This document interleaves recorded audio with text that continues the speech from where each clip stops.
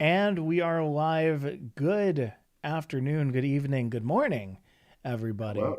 And welcome to Best of Three, an esports podcast made in esports. I'm Mike, I'm your host. Joined with me is my co host, of course, Alex Kim. Alex, how you doing? Pretty good, pretty good. I Yeah. see you've got your Amuka hat on today.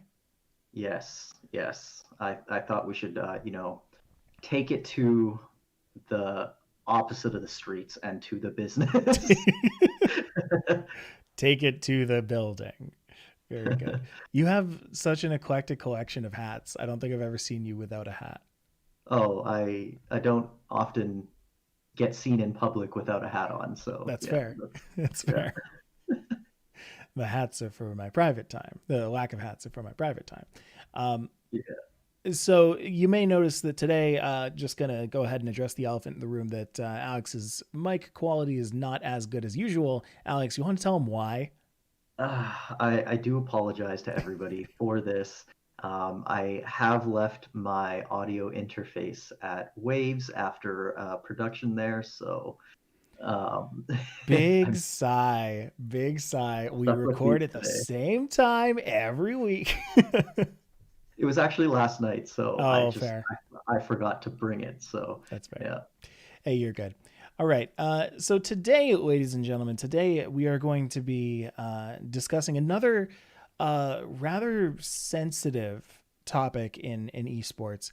Um, a topic that I think most people would have come across in some way, shape, or form during their career in basically competitive anything.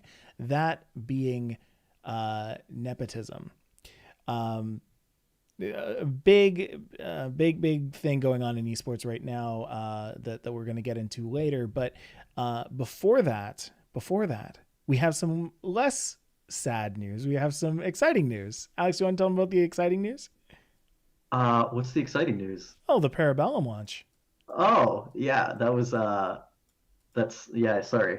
Yeah, so Do it. Parabellum, our esports team. Whew, it's just sorry, my mind is the Parabellum, our esports team, of course. So they are going to the Six Invitational in That's awesome. Paris. In Yes, yes. Paris. They're That's going so to cool. Paris in just a handful of weeks, Mm-hmm. and unfortunately, we will not be able to go with them because of COVID. They are only allowing the players into the Right. building. So, but yeah, we have actually launched a fantastic new Six Invitational themed jersey, and Cool. it is pink and it is sexy. I love it. Sick. Very cool. I'm speaking of Parabellum. I have Sorry, so recently. real quick before that, you can Yeah. pick that up at Sector 6 on Sector Six's website, Parabellum shop there. Go check that out. Sector 6. There you go.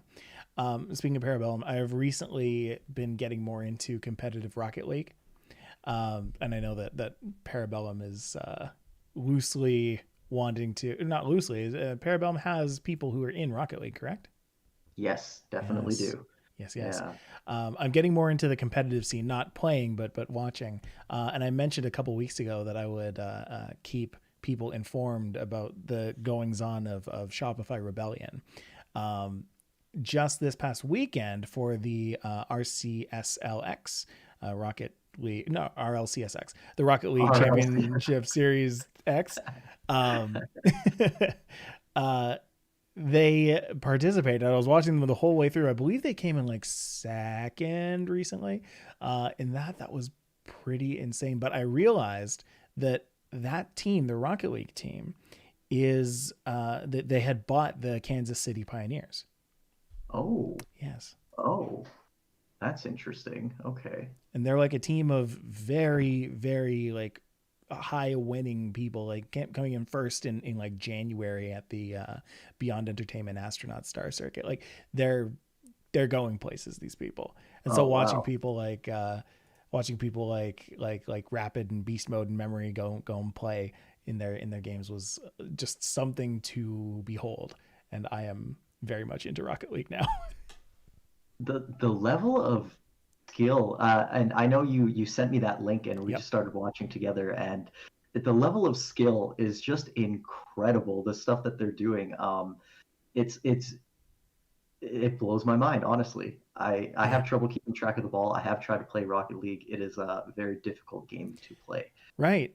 Right. And I Uh, feel like it's the same kind of skill gap between somebody who's like new at soccer and somebody who just kind of plays soccer, on the regular just with friends, and people who play soccer with the pros, right? Like there's such a big skill difference that it's like I don't understand these plays, but they're intentional.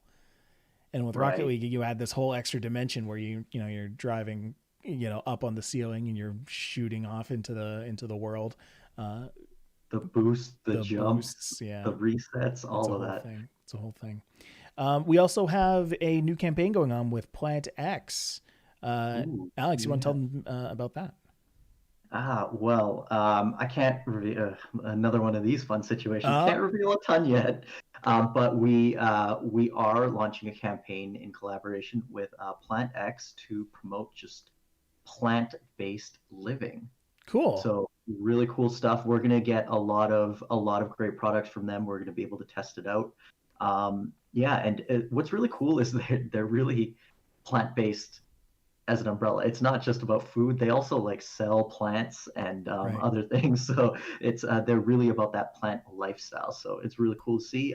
And yeah, look out for what we're going to be doing with them. Sounds good. Coming soon. All right.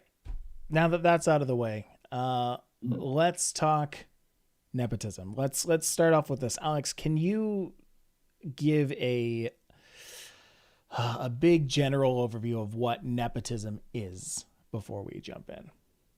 All right. So nepotism is basically, getting places via who you know. Hmm. So really, it's getting hired. It's getting promoted and working through the industry based on people and connections that you know. Yeah. And this nepotism in esports especially really hurts a lot of people's abilities to be able to break into the industry. Because if you don't know somebody, then that's a huge barrier. All the people that are being hired for any positions that open up are really just friends of whoever, or acquaintances, network of whoever's doing the hiring. And if you don't know those people, unfortunately, you're on the outs. Right. Yeah. And I mean, it's always kind of a joked around thing in esports, just like it all depends on who you know, which to some level is fine, and to some level is networking and that kind of thing. But when it lives outside of networking, when it's familial ties or um, choices that were made without due diligence, that is basically what we're talking about here. That is what nepotism is. Now, in esports, there have been lots of different situations going on that have kind of warranted an evolution, I should say, in how to combat that and how to hire, ethically, properly. Um, Right. and so, Alex, you've done the story on this one, so please take it away. Oh man, yeah. Sorry, I just laughed a little bit there, just thinking about kind of how ridiculous these scenarios are. But Yeah. yeah, I think an example of this is there's the team Philadelphia Fusion in the Overwatch League, and Chipsa was picked up by that team. Hmm. He at one point was a number one Doomfist player, and guess what? His brother was the coach. I So see. you really, really see that sort of nepotism there in this situation where it's really familial ties. It's beyond, oh, I'm going to hire my buddy or somebody I know, but it's your family. Right. And I mean, it's not like Chipsa isn't already a known name or anything like that. Like people know who Chipsa is. Hmm.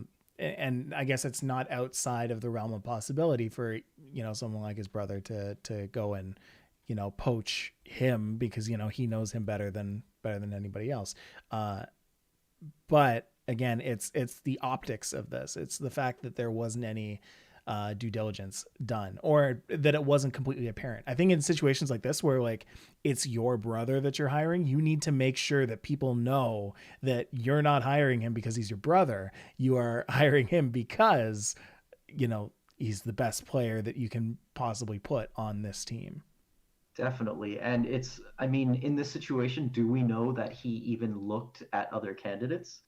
Is that a thing? So, No. like, in and of itself, it could happen. Yes. Definitely. You have a high level, highly skilled brother, and maybe he tried out for the team and he really just got picked up in the proper process. But most of the time, that is not the case. Most of the times, there's few, if any, other candidates, and really, you just get fast tracked to the front of that line. Yeah. Um, And I mean, the sad thing about all this is it's almost impossible to prove nepotism. yeah, It's that and like corruption within an organization. You can't prove things like that. You can uh, see what things look like and get testimonials. In some cases, you have recordings like we had a couple weeks back of like very incriminating things. But short of that, it's uh, almost impossible for people to look at that situation and be like nepotism or not nepotism. It isn't a clear cut thing because you don't know what it's goes all on behind the scenes. speculative. Yeah. It feels speculative. We can speculate that it was nepotism, and probably happens way too much to be a coincidence in the industry, but Yeah. we can't really prove it. Well, we couldn't. Mm, We couldn't. mm, mm, We are mm. now getting to a time in the world where we are able to, really dive deep and really figure out why and how, these kind of things happen. And Alex, how is that? Yeah, so now you have the Esports Certification Institute, the ECI. Mm-hmm. It was co-founded by Ryan Friedman. He's the former chief of staff of Team Dignitas. Okay. So you got a big name there. Um, yeah, and they say it's a program that aims to set a standard in the industry for esports expertise. And they want to increase the ability for people to gain related employment with the help of an ECI certificate. So, where they're going at this, I believe that Ryan here has seen the problem. The Okay. nepotism is rampant, and we really need more merit-based hiring. The other issue with using nepotism to hire is a lot of the times you hire someone who may be unqualified and maybe isn't the best for the job, but rather than them actually being fired, they'll be moved or even promoted, or just you're moved to a different job because Right. maybe you're not good at that, but you're still friends with that person. If it's a promotion or some sort of other hiring role, then that person now is open to start hiring their friends, and it just sort of continues that way. And when it's not merit based, it's Yes. really about you being friends or knowing these people running in these circles. um, and I can't say that all of the people that are hired through nepotism don't have the skills to be able to, execute their Mm-hmm. job, but it does happen a lot, and a lot of opportunities are taken away from people who really deserve it. So the ECI is like, hey, we're going to put an end to this with our esports certification. You're going to It's an exam. It has 120 multiple choice questions and one essay. And the exam focuses on esports knowledge, statistical literacy, and problem solving. Mm-hmm. This is what they claim. Yeah. Mm-hmm. Um, so you're out there, you're thinking, hey, this I want to get into esports. I don't know anybody. This is exactly what I need. You're gonna have to shell out $400. Huh. Huh. I Yeah. was just looking at the 120 multiple choice, the way that the exam's broken up. It's a pretty standard test kind of format. Oh When yeah. you're going through school, like they always do the knowledge and understanding section first. They do your literacy part to see if you understand the verbiage behind what's going on. The knowledge is just basic facts. Like, do you understand the facts of certain things in esports? And then problem solving is definitely like the application side of it. How can you take your knowledge and put it toward what can actually benefit the community. $400 though is quite the cost for an exam. Uh, Yes, ooh, it is. And for an institution that's trying to lower the barriers of entry into esports, it's kind of feels somewhat backwards too to be charging that kind of price for this certification, right? I Um, suppose so, but on the other side of that, I think when you're charging something for a organization, if you're saying that like the organization will pay for your ECI certificate or yeah, anything like that, then that kind of a price point does make sense because they're providing a service. They're providing a way for a person to be more, what's the word, edified, more credible. man, if Amuka paid $400 to for each one of our team members to take this exam, I think we would all just walk out and strike. We would. Right, fair. I don't think that they'd be happy about taking this exam. But I mean, again, like if what's that going to cost you though? Like not obviously $400, but Right. what's it going to cost if you don't have it? Mhm. Like what kind of opportunities does that shut you away from that paying that $400 can allow? That's always the question that I have whenever anybody goes and takes a test or takes a course or anything. Like how much will that benefit you as a person monetarily? Do you need to go and take that $10,000 course? Will that $10,000 course make you more than $10,000 a year the next year when you go for that higher salary? Maybe it's worth it to take that course. $400, are you able to once taking this exam, are you able to then be a professional player who can make, you know, a basically unlimited amount of money joining a better team that requires this certificate? Right. So, just to be clear, this is not for players. This is for people who want to get into the industry more on the business The side, management side. the management side. Yeah, So even definitely. then, that's a lot of like salary pay. That's a lot of management type jobs where people have to have some kind of certification. And right Hmm. now, it almost feels like there's very little certification, or people have to come from something that's like fringe from esports. So like event planning goes into esports tournament organization, or like now they're putting more esports college courses together, so people are actually able to take those and go into it. But this is kind of like a supplemental thing.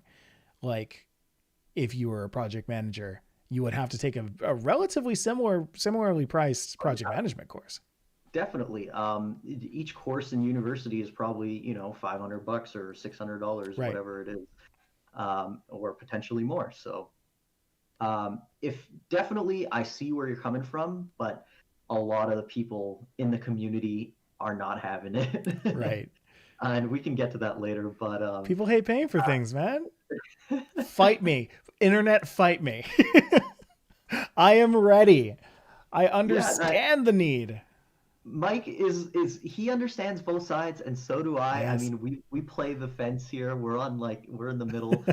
Um, and just I don't know. I think one of the things that really spoke to me when I was sort of looking through this study guide, sorry, Mm-hmm. is the phrase here: all questions on the exam are derived from our advisory board and what they want to see when hiring new employees. So you see that, and you're like, oh, Okay. this is Yeah. good. This is really good. And then you see the advisory board, and you're like, wow, even better. So their advisory board is like it's an all-star lineup. You have Krista Heiner, who's an esports attorney and partner with ESG Law. Wow. You have Eunice Chen, Cloud9 advisor. You have Day9, who's an esports, personality and commentator. Nicole Lapointe Jameson, so the EG CEO. You have FlyQuest CEO. You have Cloud9 vice president, and you have the CEO of Gen G. So Mm. like these are people like in executive level positions, C-level positions in their company, and they're like, this is what we want to see. I started looking at this and I said to myself, I wonder how day 9 feels being at the table with all of these like founders and lawyers and CEOs and VPs. But honestly, like I just to give some quick props to Day 9 as a person who has spent many a day, many an hour watching his stuff and content. He's an incredibly bright individual. He is, I would say, of this list of people, he is one of the more qualified people to be on it, because he kind of understands it from all points of the matter. If there was a business that he could join that did better for him than his current position as just, you know, gaming personality and going to all these different places and meeting all these different people, I'm sure he would be able to go in and kill it. Right. But yeah, it's just interesting because like by title, it's not as impressive as say FlyQuest CEO or attorney and partner at ESG Law, like. But by Definitely. merit, he is earned his And spot. that's what this episode is about, merit. Day He not oh obviously, yeah, he obviously deserves to be there, right? yes If they're looking yes for to hire based on merit, their advisory board definitely they'll have chose based on merit as well. So yes I just thought that was really interesting as the questions maybe a lot of the community is not happy with the exam and with the sort of types of questions that they're seeing here. And I just thought it was really sort of crazy to see how that contrasts with who's actually sort of creating the questions. You would yes think that these would be spot on, you know what I mean? absolutely. And all of these questions are found in the well, at least a practice test is found in the study guide, which we are going to go through once we come back from the break. We will see all of you then. Yeah, stay tuned. Okay, cool. So let's jump right back. Taking a little break, just gotta stretch. I find like Do a my shoulders little get stiff now. I'm getting older now, so like my shoulders get stiff. I Oh my mean, isn't like back like the main thing? I never really felt like my shoulders are a problem. god, There's I'm definitely okay with back my back. problems. My posture is Yeah. terrible. I have Oh, like terrible gamer posture. I mean, Like, don't we all? yeah, no, for sure. Yeah. Like now I'm like sitting up and I feel like $1,000,000. Hmm. We're gonna come back and my head's gonna be like completely off of the screen because I'm just sitting so far up compared to like my normal like hunched over like, yeah, welcome back. There we go. Okay, uh, cool. Good to go? yeah, I'm good. Cool. All right, here we are. And we're back. Welcome back to Best of Three. Now, in order to become esports certified, there is a little something that you need to do. That would be go through the Esports Certification Exam. Right. Now, what we're going to do, uh, let's take a look at this exam a little bit, right?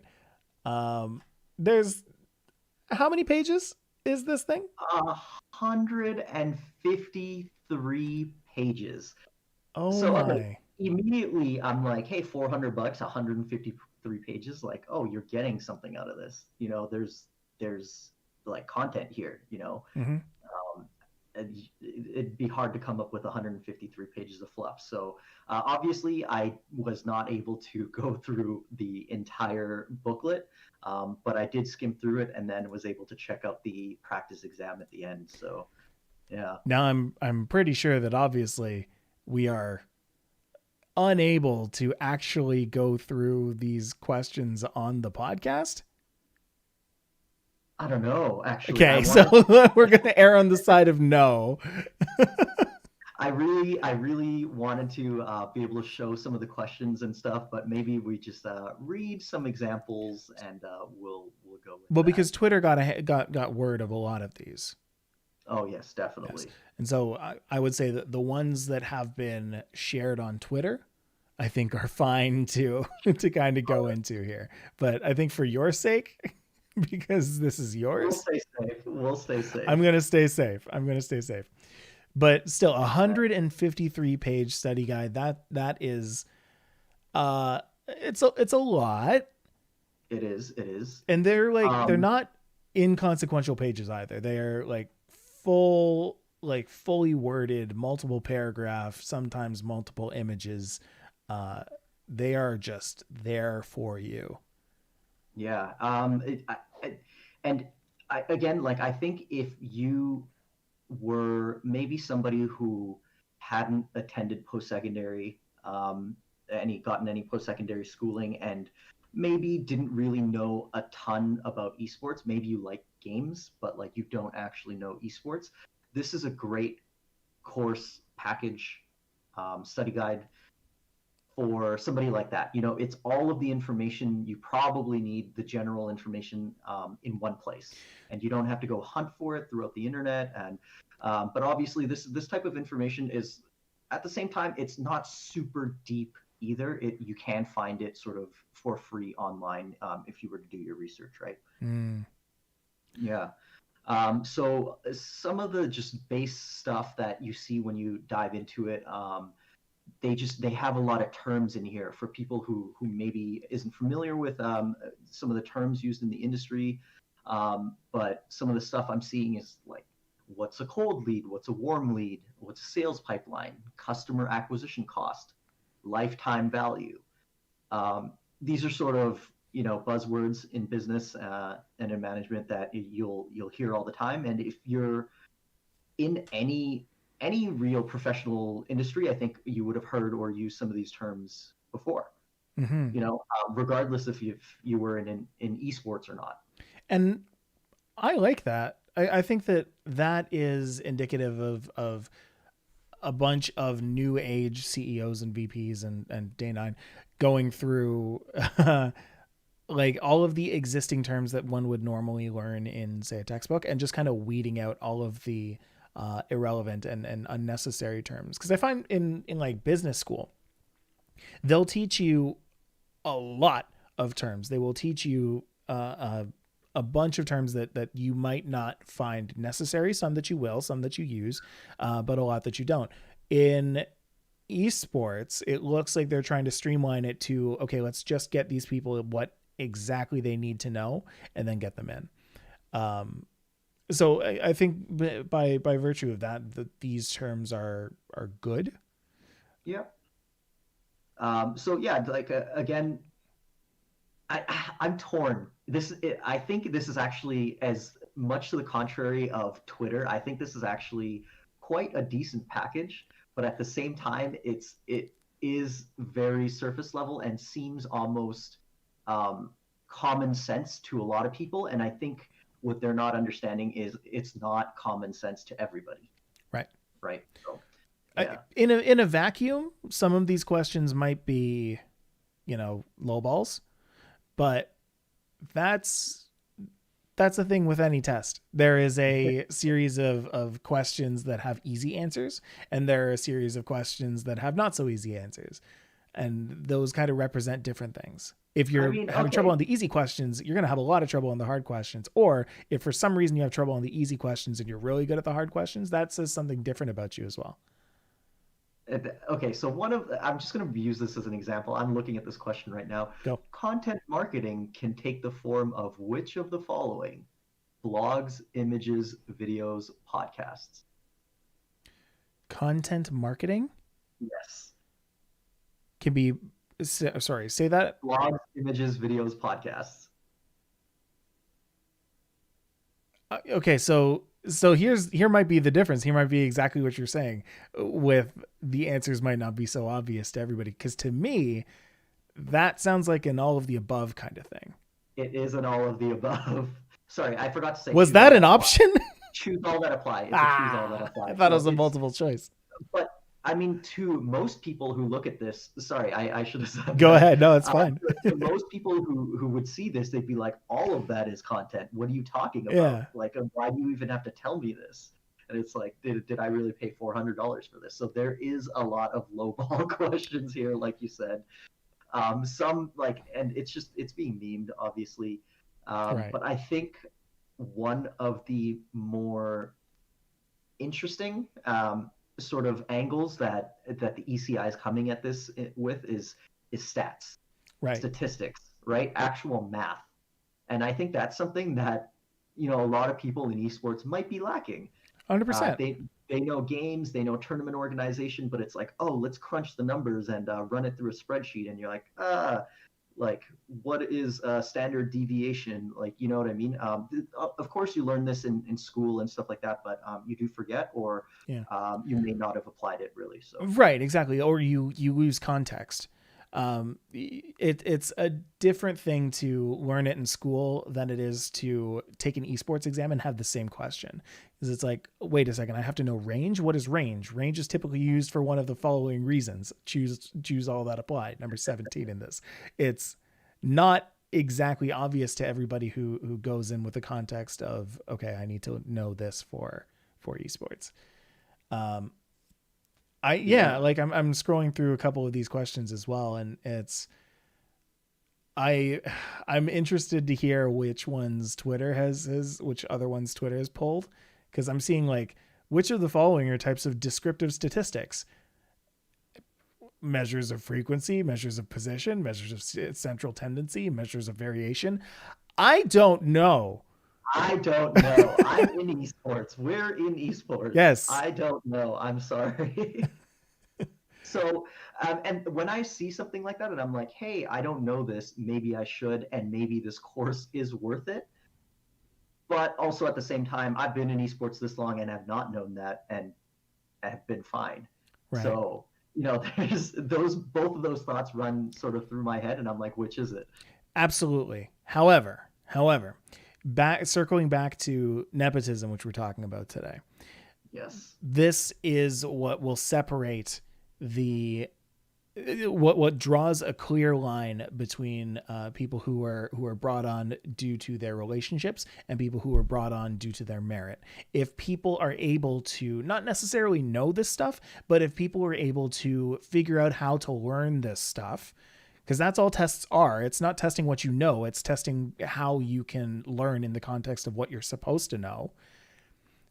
If you can, be competent at that, then you can actually be brought on into the organization. Then you can pretty definitively bring value. Otherwise, it's impossible to tell if somebody is brought on for good reasons or not. I Here mean, is not at least only you can be that, like, hey, this is how this person scored.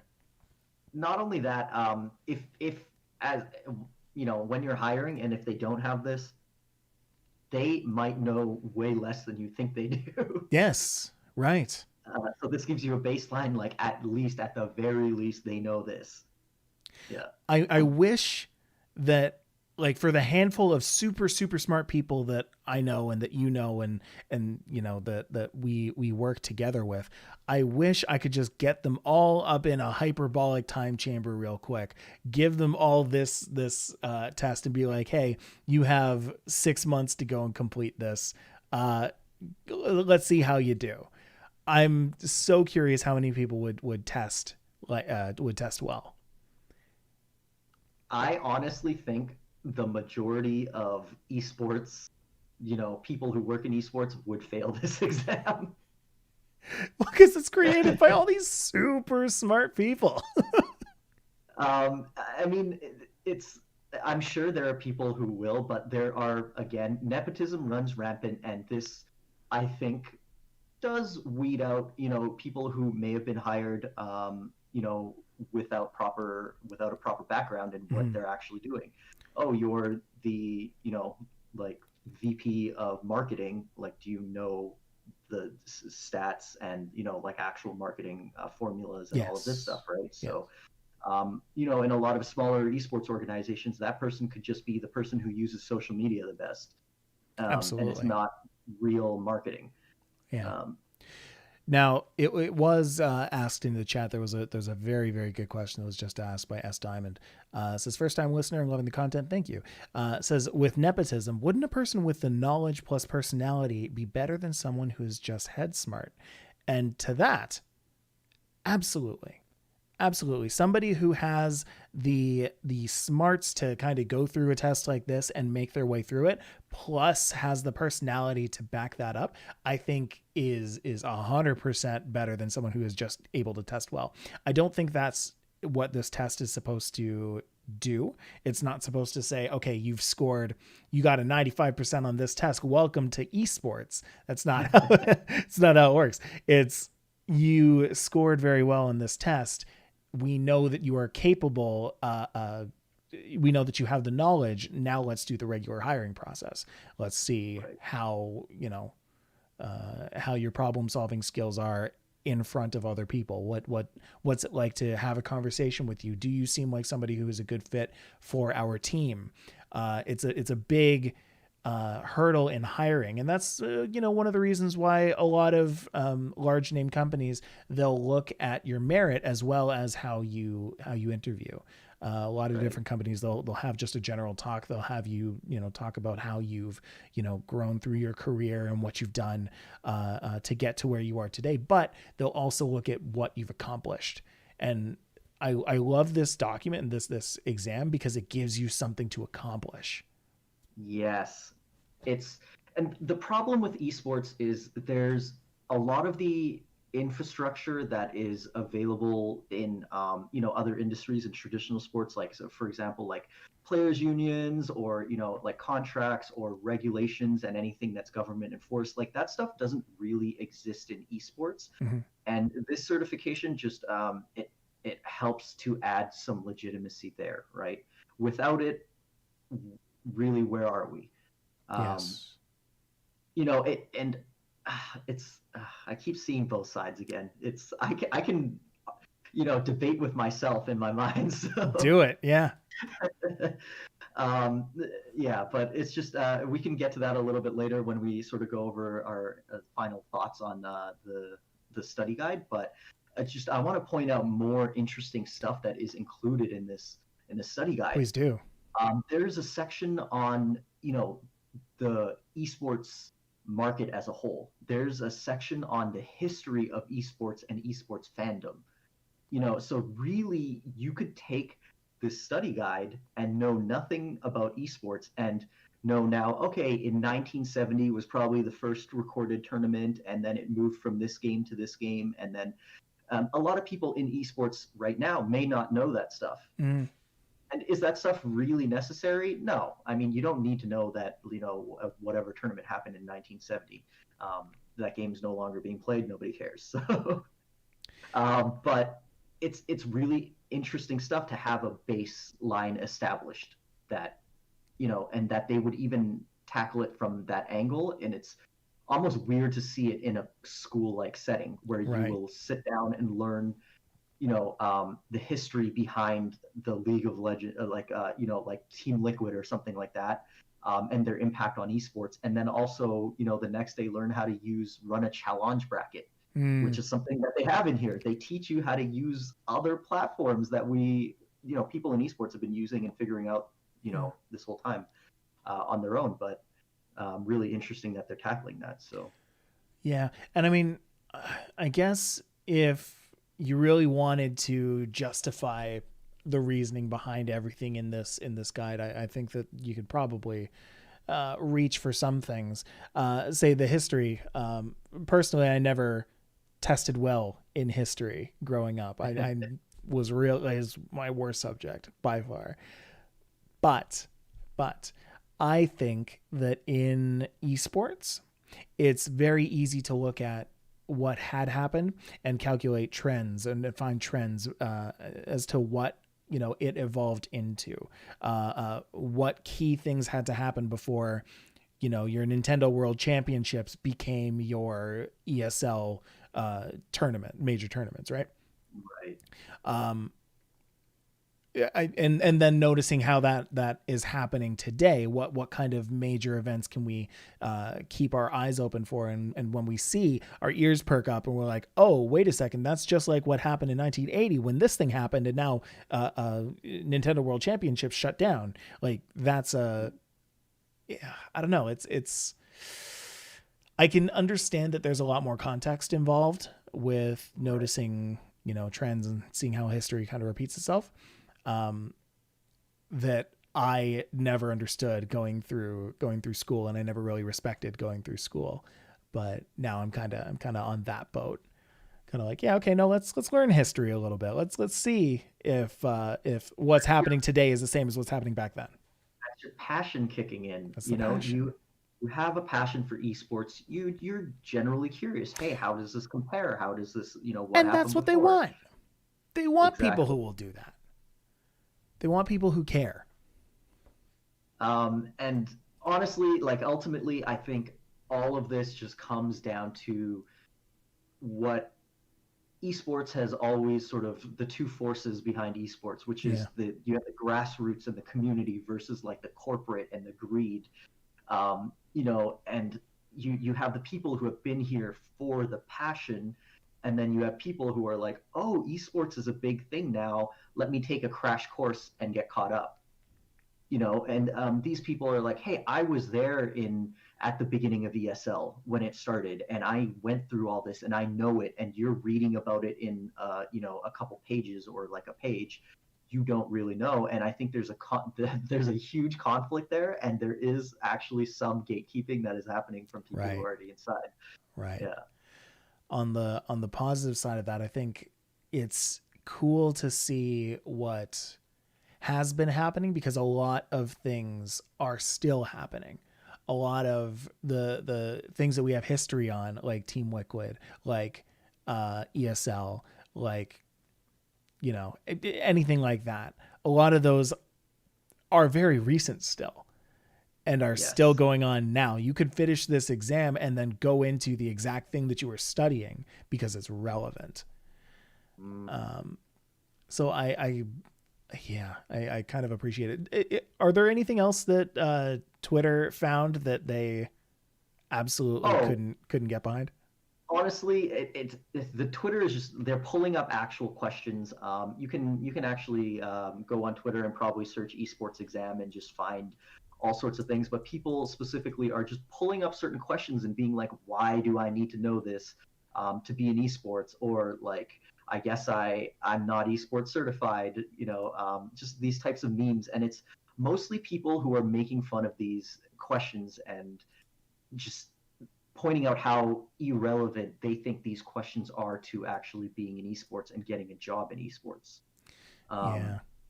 Now yeah, there is also, just to put in a few final thoughts that kind of go the other way.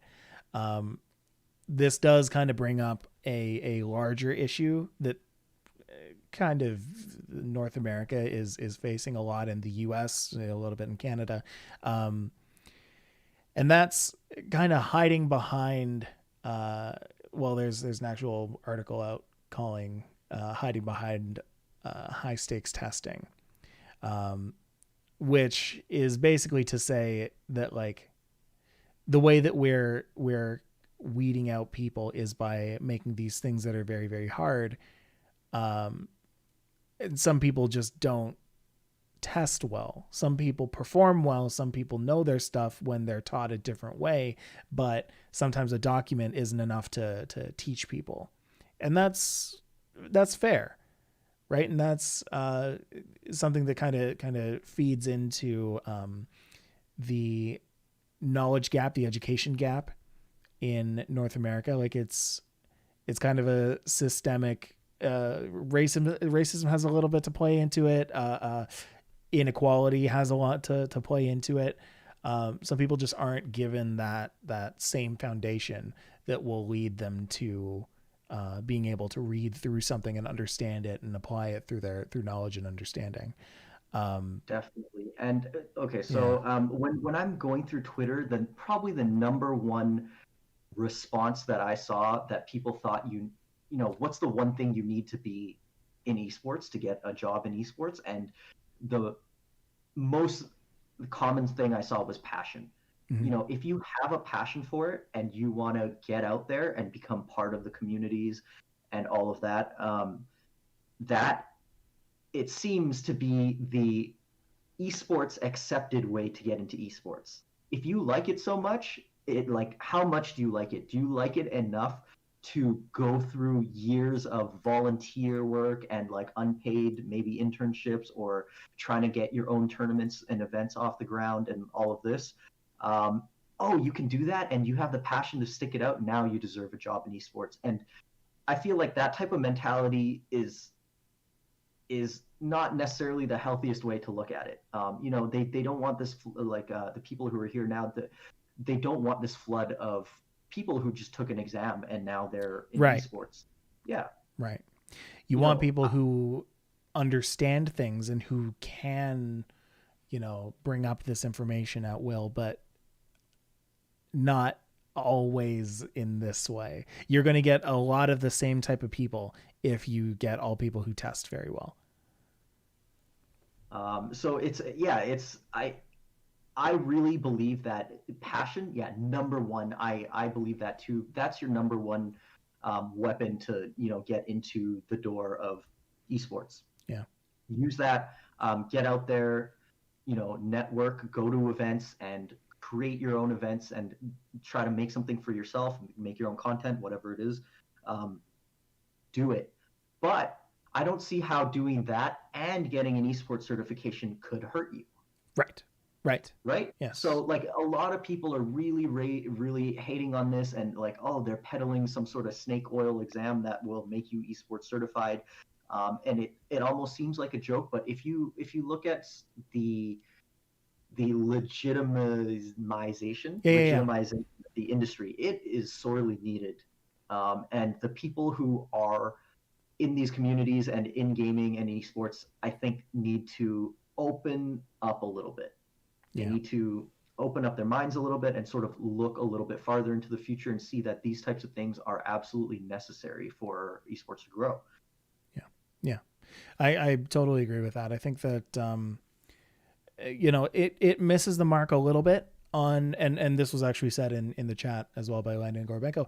Hi, Landon. Saying that it misses the mark a little bit, but it is a very, very, a very, very positive step in the right direction. Well, not only that, like esports is still, nobody knows esports. Like they don't have it down. Everything's experimentation right now. So in that vein. Well, this would be the right group of people as well to create something that discusses esports, something that encompasses esports as well. These people have proven themselves. They are very intelligent individuals. I also think that Twitter's missing the mark a little bit on why this is a bad thing. It's a good thing for a lot of reasons. It is not a bad thing because of the price. Twitter is getting very up on the fact that it's $400. Personally, I don't think that is the issue here. It's a very small part of the issue. Yes. I think. Yes, you're right. The cost, it's almost irrelevant. Like, like your company will pay it, whatever. It's the price of a course. I think that's fine. The content of what they're selling is the most important. How, relevant is this to you getting a job? Right. And to a certain extent that's been taken out of context, but to another extent, they have enough of these kind of questions in there that, make people think, this is a little not really worth it. I don't know. I think it's got a little while to go. It's going to be iterated a bunch, I'm sure. But I think at the end of the day, this is not the be all and end all when it comes to getting into esports. If you are trying to get into esports and work as some kind of manager, this is not the only thing that you can do to get there. A lot of people, they would rather show that they know what they're doing by their merit. And lo and behold, a lot of these people, day 9, very much merit-based authority. Somebody who has been in it for a long time, and length of time in it doesn't actually matter necessarily, but he has done all of it. He has been streaming since Twitch was Justin TV. He has been commentating since StarCraft was way back before StarCraft was actually being commentated. He was commentating on that Justin TV streaming service. He was going to all of these places, doing talks, doing stand-up comedy just so that he could, practice his speaking in front of other people, and because he thought it was kind of interesting. I know a lot about Day 9. Right. uh, Somebody's a fan. Somebody's a fan. yeah, like he's done analysis on multiple types of games. He knows what he's talking about, and he has made it a point to learn to know what he's talking about. I don't think a lot of it had to do with his education. Mind you, he did have a pretty stellar education because he is a rather intelligent person. But the point is, you don't necessarily need an esports based education to be in esports. This just helps. If you are the type of person who can learn information like this through this PDF, this 153 page PDF, if that excites you, if the content in that excites you, I don't understand you, but I respect you. I think that that's a great way of getting yourself in. It's a great way of showing off, of flexing what you know about the industry. So here, and I want to say something else as well, is Do it. esports is very, very reactive. Gaming in general, very reactive. My concern for the people that take this is that they might be laughed out of the room just Right. due to not knowing the climate of esports and how people feel about it. If you don't know that people think that this exam is a joke and you take it and then say, I took this exam, they're going to think you're a joke. And Mm-hmm. that's actually a concern for me. These people actually want to try and get into the industry. It's so we'll see if that actually happens. We'll see who actually takes the exam and pays for it. And, maybe we'll get some applications saying, hey, I'm esports ECI certified. I don't know. We'll have to see.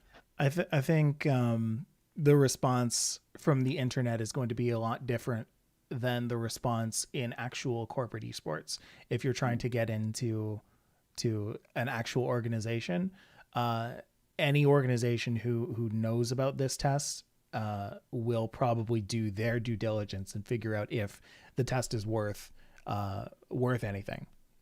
And if you look at this as a person who wants to potentially do it and you find merit in it, then the place that you want to be working anyway is a place that will also see this test as having merit. Hey, So that's a great point. I Yeah. think it's a good step.